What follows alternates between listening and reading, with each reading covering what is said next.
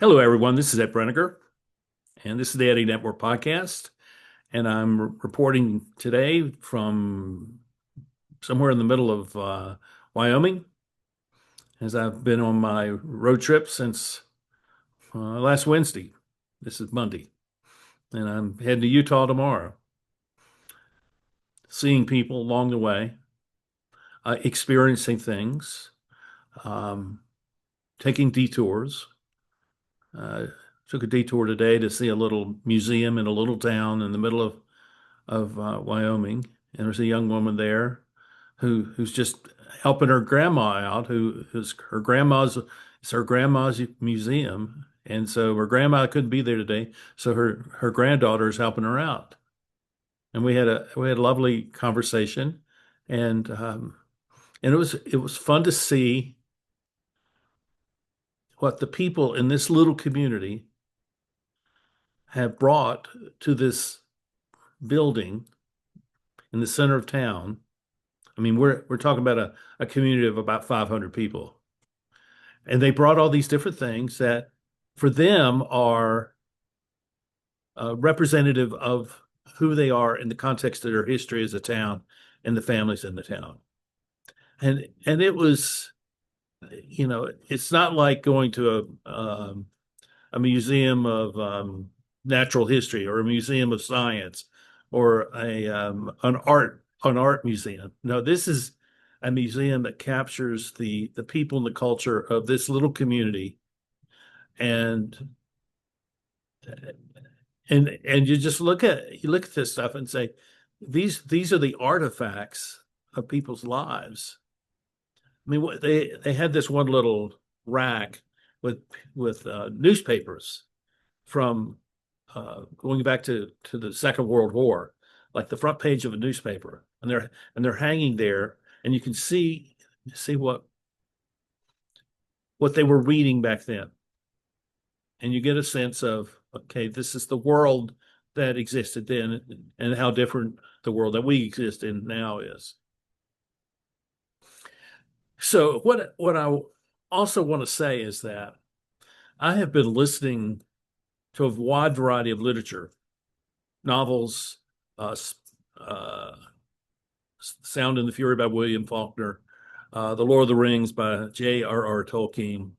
Uh, I was listening today to not Putnam, Robert Ludlum's The Bourne Identity, which was really captivating because it's a story about a man who has lost his sense of who he is because he has amnesia.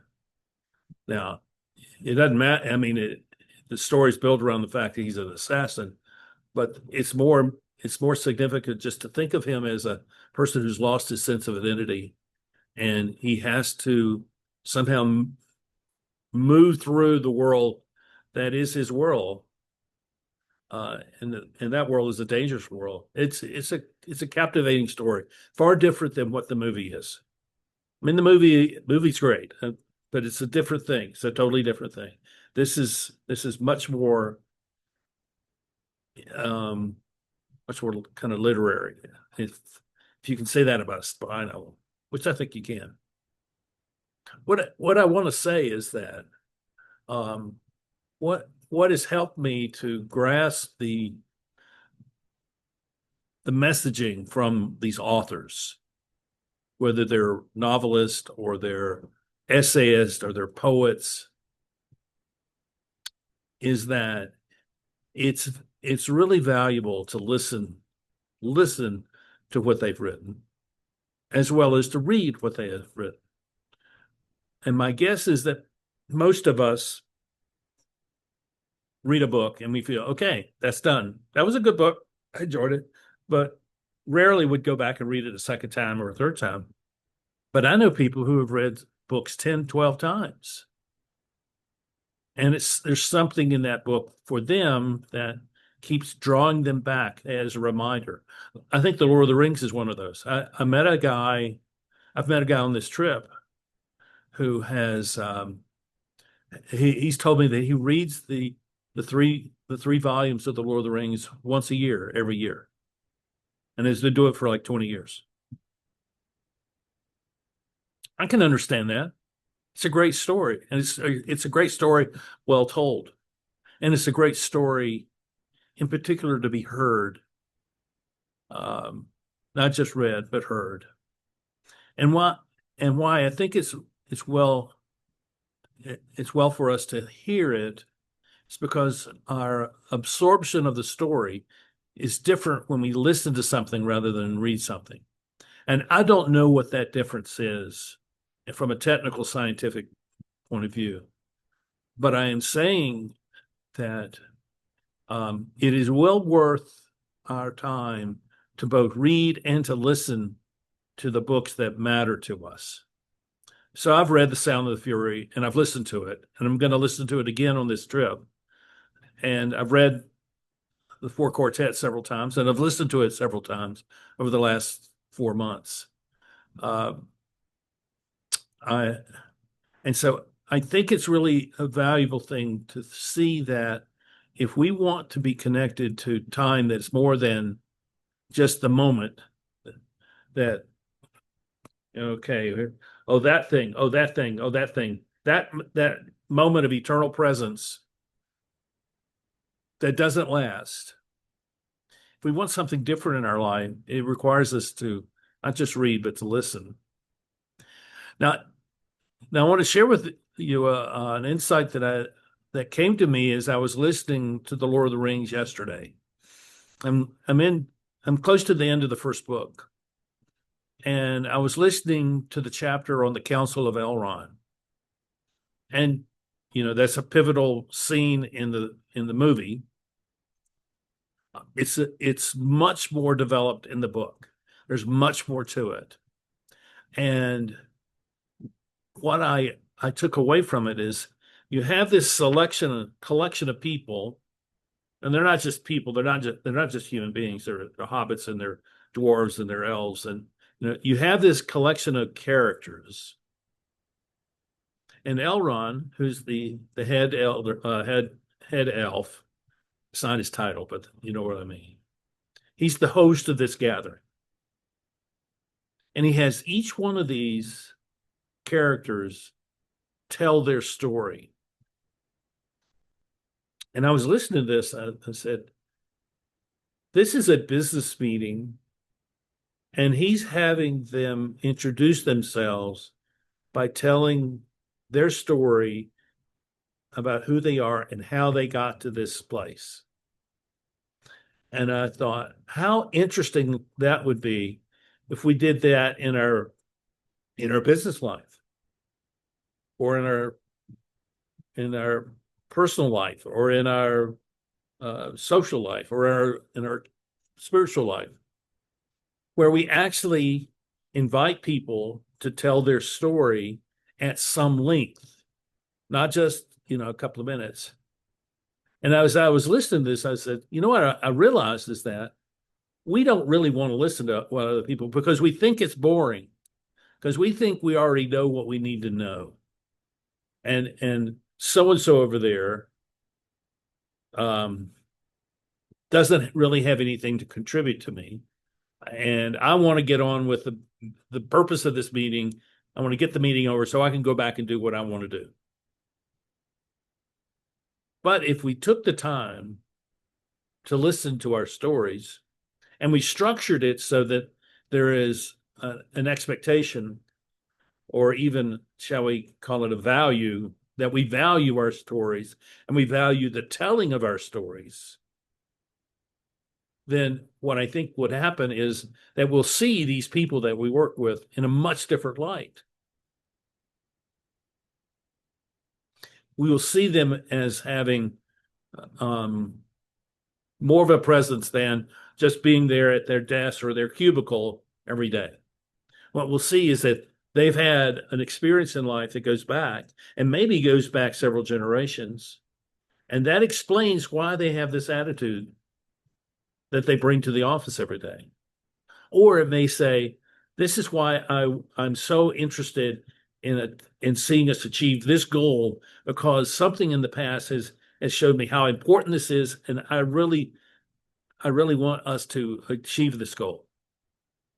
So what do we do to to give our very best to that endeavor. And we give that very best to our endeavor because something has been said about our past, which now resonates with everyone. I've also been reading Hartmut Rosa's books, and I would recommend reading Hartmut Rosa. The first book is a book called Acceleration, a new science of modernity or something. It's something like that. But acceleration, and he's talking about how time is accelerating, and that it's always been doing that, but it's at a stage now where it is problematic. Then he followed that book with a book called Resonance, and by that he means these are things that we identify that resonate with us as having meaning, and these are the things we tend to we want to focus on and hold close to us, shall we say? And I think that there's something to this, that that the problem with time, and particularly time as we are living it now, is that it is not just that it's fast, but it's just that it's more a performance by people that we're watching, and our experience of time is really as something which is simulated. It's simulated on the screen. It's simulated it can be simulated in the story. And when it's done, we really don't know the people that we were talking to or listening to or interacting with. We don't know them any better. We just take that in and move on to the next screen or the next event, which happens very quickly. I think that we really need to be conscious of the difficulty that we have in understanding who we are when our lives become totally absorbed by the present. And I'm going to say more about this in the next two videos, because I think that, and this is what I'm becoming convinced of, and this is really a product of stepping back and not joining in that crowd of panicked running down the street, having to follow every image that's scrolled across the screen of the phone. I don't feel like I have to do that. And it's not that it's my generation that says that. I think it's really something that having much more to do with who we are as human beings, that it's not really how we live our lives as human beings or how we best live our lives as human beings. Let me say it that way. So I'm journeying through time on this trip. I'm listening to different stories. I also listened to Julius Caesar on I think Friday. And I read Julius Caesar when I was in high school. I hadn't seen it since then. And what I found was if Shakespeare is correct, that Julius Caesar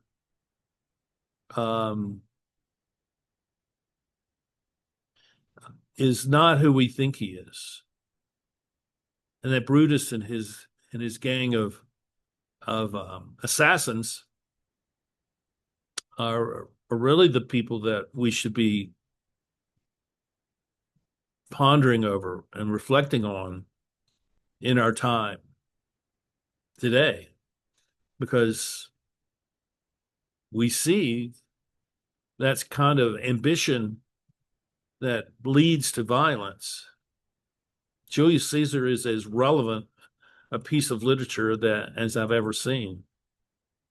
I'd recommend you read it and then reflect upon it or listen to it. You can find audio versions of it online on YouTube. Listen to it, and the best ones are ones where they have different people doing the different characters. It's really quite good. I'm encouraging you to also break out of your pattern of reading, which has primarily been to confirm what you already know. There's a tremendous amount of confirmation bias that goes into the writing and publication of books. And and I would recommend that you stop reading things which you already know, and you find stuff that you don't already know that you may have some interest in, and you start learning about new things. And it really doesn't matter what that new thing is. What matters is that you're going to find your life expanded because you have ventured into a world that is not your world, and yet maybe you want to be a part of that world. That's what journeying in time looks like to me. So I thank you for watching this and listening. I appreciate it if you would like to hit the like button and subscribe. Subscribe both to the YouTube and to the Substack versions of this, and leave a comment or a question, and would love to engage with conversation with you. And I thank you for your support and your interest in what I'm doing. And we'll see you next time here on the Eddie Network podcast. Bye bye.